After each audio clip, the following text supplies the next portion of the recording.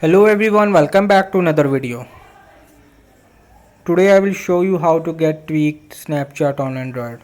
So open your Play Store and check to your app is up to date. If the app is not up to date, keep up to date. So go back to your home and connect to VPN to your phone because VPN is must.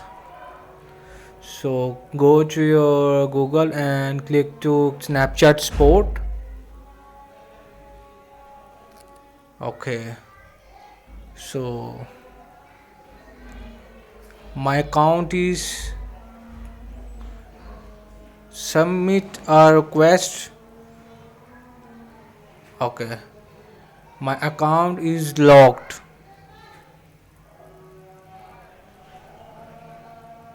My account has been temporarily locked. So click to this. So click to unlock my account in this settings. So when you unlock, your problem is resolved. This is how to get tweaked Snapchat on Android.